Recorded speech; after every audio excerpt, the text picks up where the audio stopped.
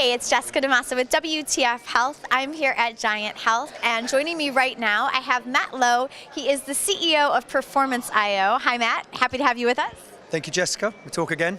Yes. So I understand in the line of work that you're in, which is helping companies improve the performance of their online marketing, you're dealing a lot with questions about the rise of the healthcare consumer. Yeah. So share with us some insider info on the healthcare consumer, and particularly what the healthcare establishment is doing wrong when it comes to engaging them. Okay. Thank you. And it's a very, very broad question. To talk about consumerism in healthcare, I think the first thing to do is remove healthcare. People behave consistently online, whether it's healthcare, looking for information around a holiday. There's pretty reliable behaviors around publishing content, exploring content, driving conversions, and consumer brands get it, on the whole, pretty good. They do it very well. And for an industry in healthcare that's built its reputation on data, but clinical data, to routinely ignore the billions of hints and tips that are left by consumers looking for information around healthcare. And what we mean there is attribution modeling, first click, last click, drag time, where people have gone, how long they've stayed there, click streams, where they've gone before your site, where they go after your site, who are those people, what age. We can create incredibly forensic analysis of who audiences are, how to segment them, what they want, what are they searching for, where are they searching for it, and then take that information to understand what we need to build. And where healthcare on the whole gets it wrong, I'll say this cognizant that it's out there for the rest of time. Forever and ever, Matt. Forever and ever. We work with and have worked with pretty much all of the top 20 pharma companies. And it would take a fraction of a second on a search engine to look outside of brand-related terms to see that not one has a well thought out, congruent, international, national, and local search strategy. For an industry that has spent and continues to spend billions on soft skills, in-call quality, representatives, seeing doctors in a time where doctors don't really have much time, to routinely ignore the first step in every single one of their audiences, whether it be a doctor, nurse, patient, physician, carer, pharmacist. When they need information, they Google it first. Right. So for healthcare, predominantly, certainly for the pharmaceutical sector, to ignore that is nothing short of bizarre. So when we say what are pharma getting wrong, they need to understand what consumer brands do to engage audiences, to make them aware at the top of the funnel, to drive them down to a defined conversion, and then take that data to drive churn and return, reviews. And the premise being that, if you wouldn't get a job at Expedia if you didn't understand performance marketing. So SEO, CRO, LPO, all these acronyms that we should be quite comfortable with in pharma because we love an acronym. But we're not selling holidays, we're trying to save lives. Yet very few people in the marketing faculty or communications faculty across big pharma are advanced in those core competencies. So the core competency framework hasn't really been updated across a number of big pharma companies to be relevant. Roles and recruitment, job descriptions need to change. And then franchises need to be brave and say, we're not going to do what we've always done. We're going to start to look at how we harness data sets and then define our ecosystem, and then build that ecosystem to be fully optimized, to drive awareness for consumers who are insatiable when it comes to health. So I have a question for you, because a lot of times, what you're talking about is a sea change, in terms of even recrafting job descriptions to get the right skill sets in there.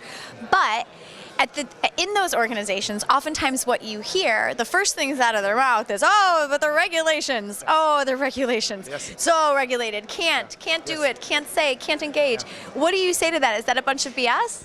It is a bunch of BS, but it's the premise behind what I would say is a false objection. We can't do that because of medical, legal, regulatory, is actually just a cry for help around skills. We're vulnerable. We don't have the... I love it's a cry for help. We don't have the, pharma's been fumbling with the brass strap of digital marketing for the best part of a decade.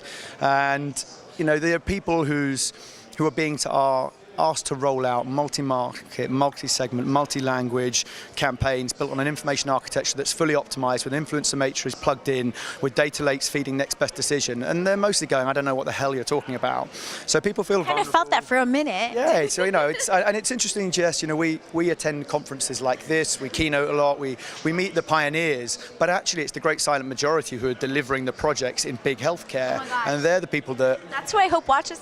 Well, exactly, they definitely do. We've seen the numbers, and so people feel vulnerable, and then within that multidiscipline approach to ideating, looking at insights, using those insights to inform decision making, creating content, distributing content, calibrating performance, there are a number of faculties, from business information to marketing, communications, and then the entire medical, legal, regulatory team. They need to understand why we're investing in new approaches like search engine marketing, search engine optimization. They think, well, we can't do paid advertising. Well, that's search engine marketing. Broadly, it's paid. We're talking about organic performance, which is when you're creating potentially disease awareness platforms so patients become more educated. We can earlier diagnostics. We can prevent exacerbations as opposed to treating exacerbations.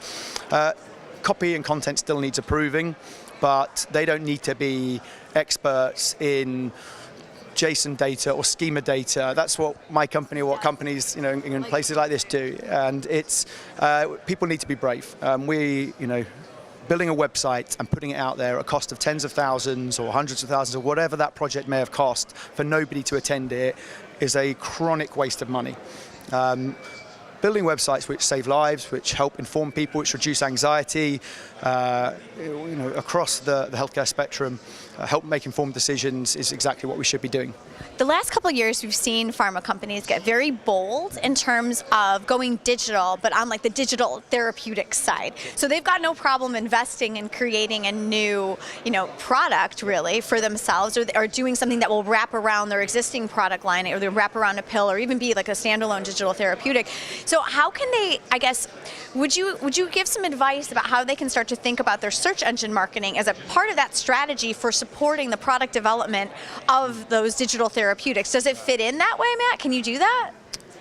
Yes, it's a leap of faith. I sometimes, maybe that's utopia. At the moment, want everything connected. And it should be. Connected health is not that, it's not that complex when you break it down to the component parts. But when I think of the 2 or 3 companies that I'm talking with from C-suite down at the moment who are looking to deploy or create connected health systems, they're trying to do it normally in-house with people who don't have those skills. They don't, the politics and the speed of decision making in pharma doesn't allow for agility, MVP production, testing, and developing and deploying at scale, which is what you have to do if you're going to have effective programs and products in that space. So can what we do in understanding search engine marketing help inform that? Yes, it can.